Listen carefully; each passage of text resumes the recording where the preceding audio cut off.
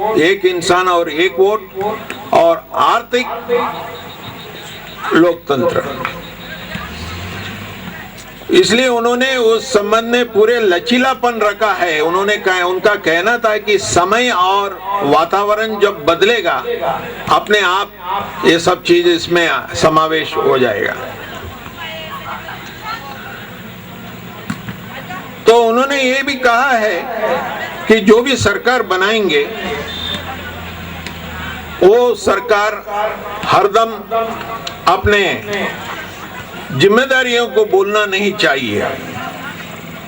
जिम्मेदारी को अगर बोल देंगे तो वो अपने सरकार में रहने के उनका हकदार नहीं बनते हैं। इनके साथ में हमारे कॉन्स्टिट्यूएंट असेंबली में बाबा साहब के साथ में प्रोफेसर केटी शाह का भी बड़ा सहयोग रहा कि उन्होंने कहा कि भाई राइट टू वर्क, काम करने का जो अधिकार है ये बिल्कुल होना ही चाहिए।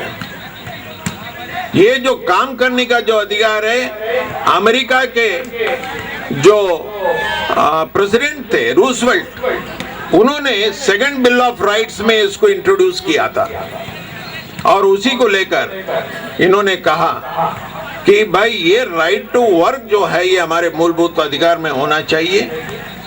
और अंबेडकर जी ये चाहते थे कि हमें न्याय दान के रूप में नहीं चाहिए, हमें न्याय के आधार पर, समाजवाद के आधार पर देना चाहिए।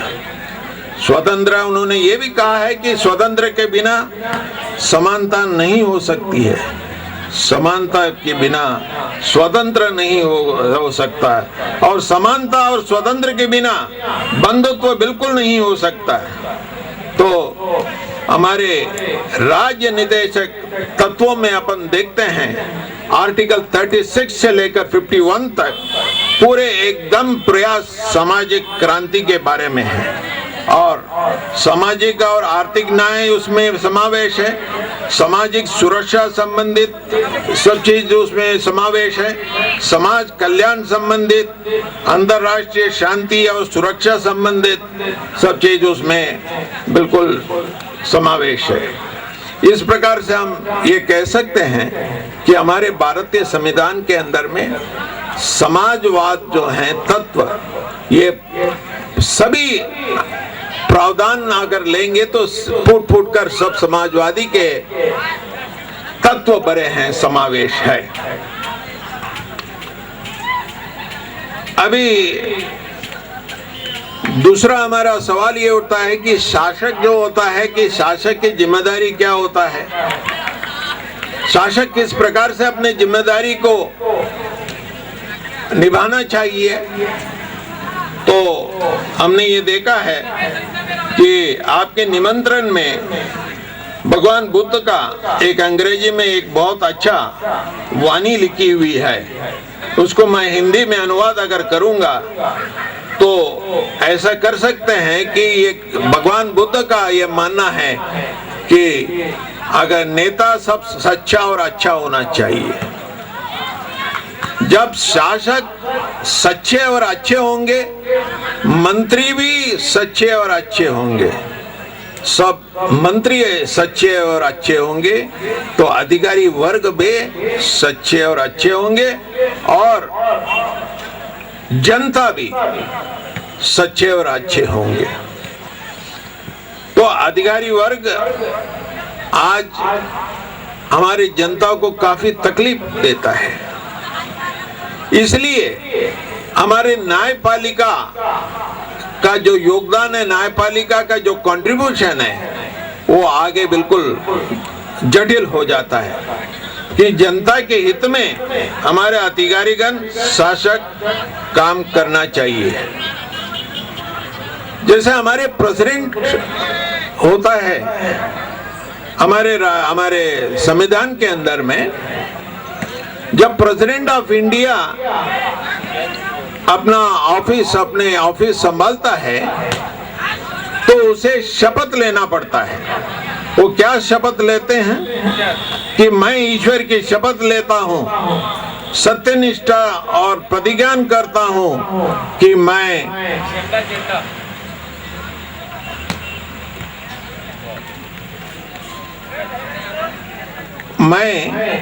विधि और विधि के परिरक्षण, संरक्षण और प्रतिरक्षण करूंगा और भारत की जनता की सेवा और कल्याण की निरत रहूंगा।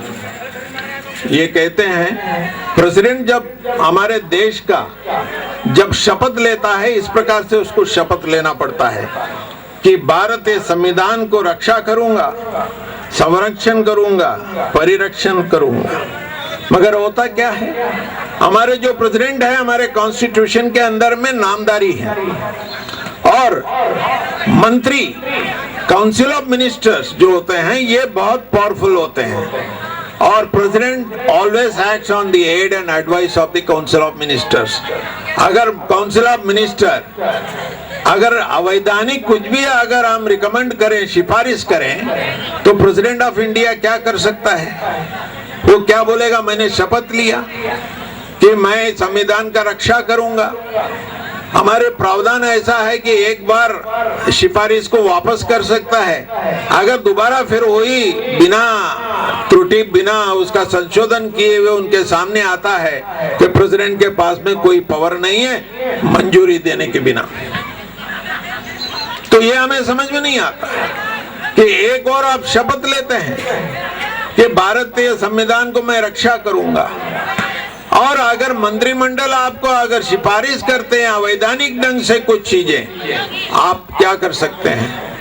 अब गवर्नर ने अभी आपके कर्नाटका में भी ये किया है कि उन्होंने वो जो चीफ मिनिस्टर हैं उसके खिलाफ मुकदमा चलाने के लिए अनुमति दिया है। ये ऐसे बहुत केसेस कम है, उसमें कहते हैं कि राजनीतिक है, हमें मालूम नहीं है। बट हमारे जो शासक है, ये शासक अपने जिम्मेदारियों को बराबर निभाना चाहिए। भारतीय संविधान के अंदर में क्लियर कट प्रावधान है। जब आप राज्य के नीति निर्देशक तत्व को आप देखेंगे तो सामाजिक न्याय, आर्थिक न्याय, समाज सुरक्षा, सामाजिक कल्याण, ये सब हमारी जनता को मिलना चाहिए। इसका पूरा प्रयास हमारे शासक करना चाहिए।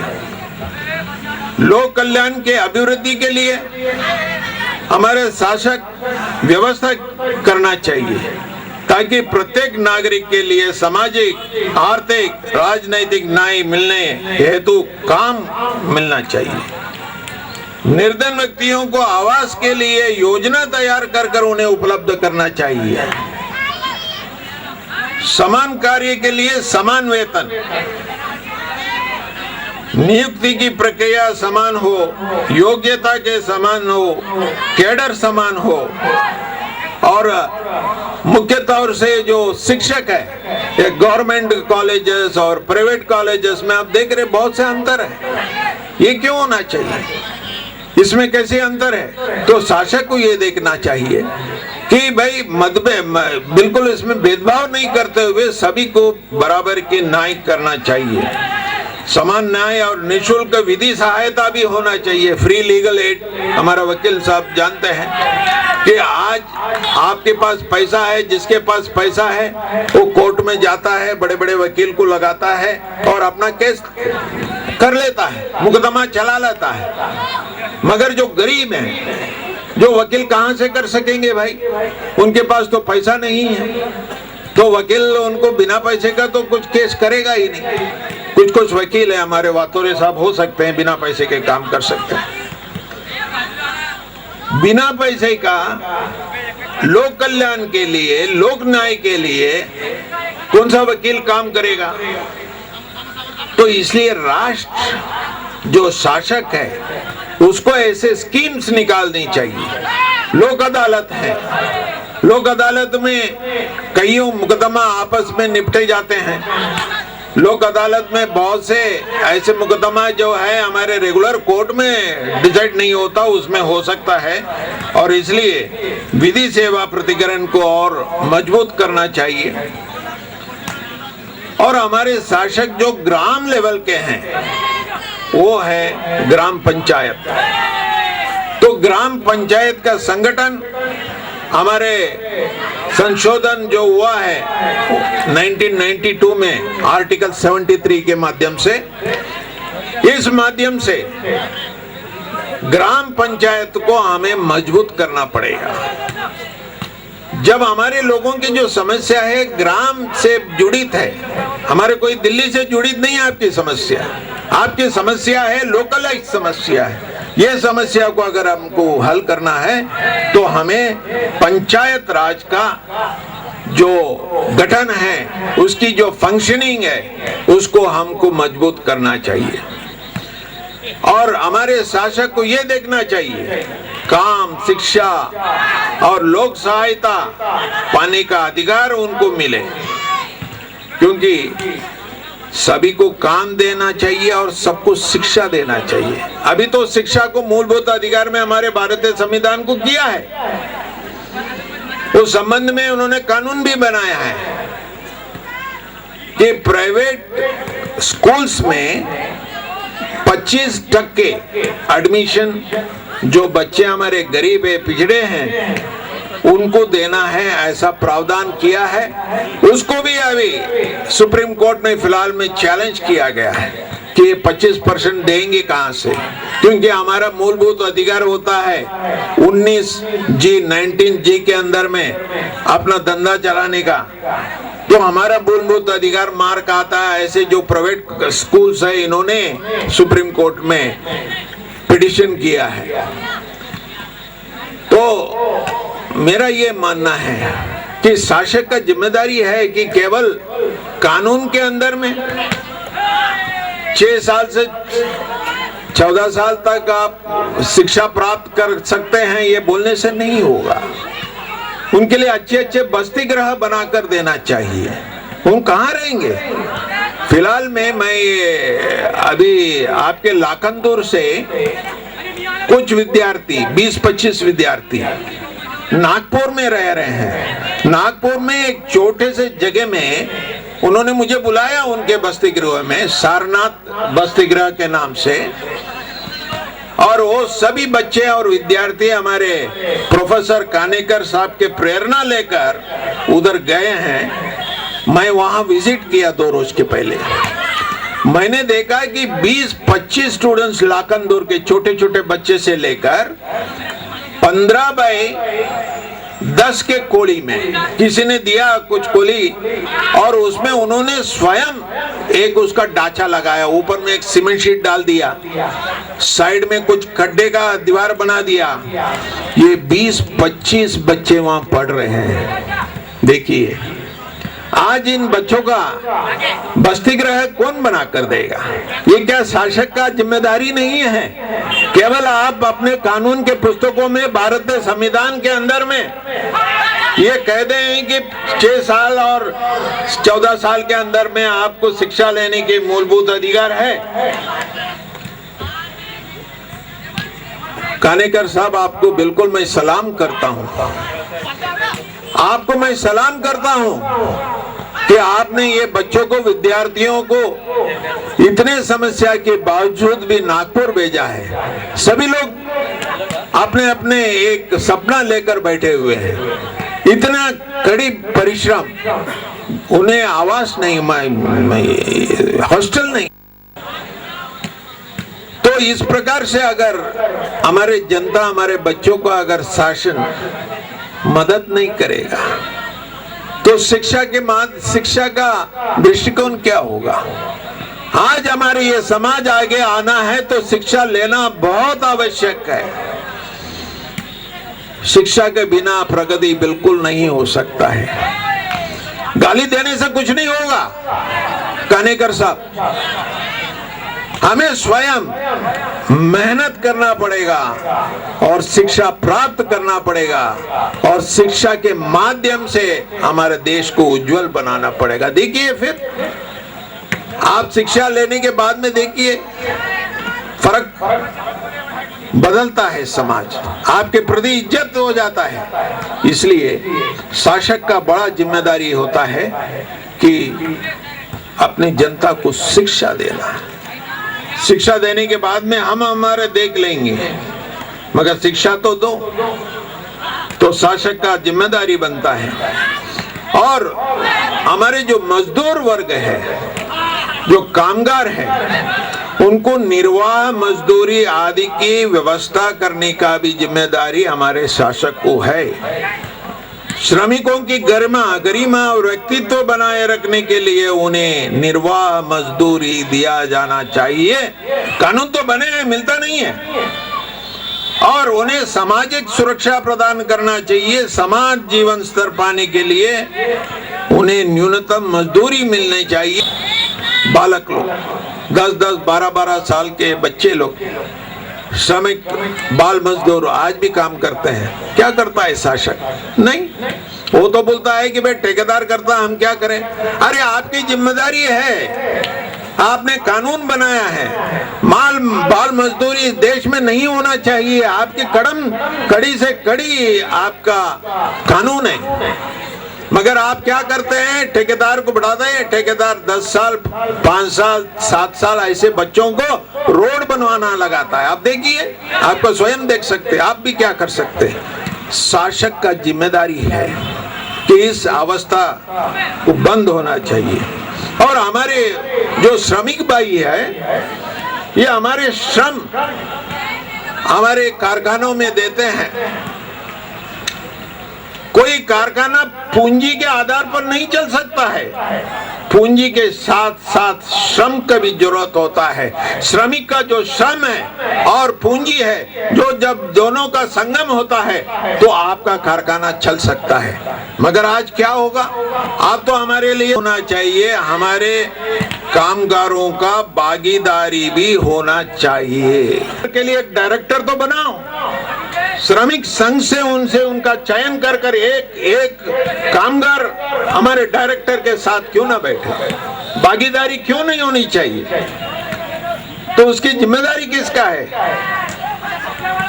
हमारे संविधान तो कहता है समाजवाद, मगर ये शासक उसको मानना चाहिए। उनको देखना चाहिए राष्ट्रीयकरण, राष्ट्रीय उपक्रम में कितने पब्लिक सेक्टर्स है। नेहरू ने पब्लिक सेक्टर स्टार्ट इसलिए किया था कि समाजवाद होना चाहिए। मगर क्या हुआ? आज हमारे श्रमिक का श्रम जाता है, उसको भागीदार करने के लिए उन्हें मान्यता नहीं मिलता है। तो शासक की जिम्मेदारी है हमारे श्रमिक जनताओं को, जो हमारे कामगार भाई है, उनको भी भागीदारी देनी चाहिए। मैनेजमेंट में एक सीट देनी चाहिए ताकि वो श्रमिक के प्रति काम कर सकता है। अहम चीजें हैं जो संविधान के अंदर में है। Article 44 uniform civil code. हमारे महिलाएं हैं, आज विवाह बोलो, उनके तलाक बोलो, उनका मेंटेनेंस, पालन पोषण करो। भारत में रहने वाले सभी महिलाएं के साथ में समानता होना चाहिए। मगर होता है क्या? क्रिश्चियन के अलग व्यवस्था, मुसलमानों का अलग व्यवस्था, हिंदू लोगों को अलग व्यवस्था, अलग अलग। नारी तो एक है भाई, और वो नारी भी इस देश की नारी है, भारतीय नारी है।